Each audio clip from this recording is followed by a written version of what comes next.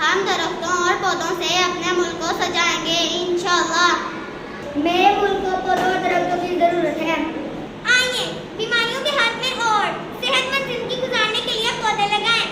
इस साल 10 पौधे लगाऊंगी और उनकी हिफाजत भी करूंगी इंशाअल्लाह।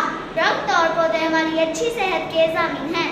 आइए दरख्त लगाएं और पाकिस्तान को बंजर और वीरान होने से बचाएं।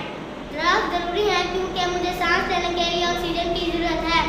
दरख्त लगाएं, मुल्क को सरसब्ज बनाएं। दरख्त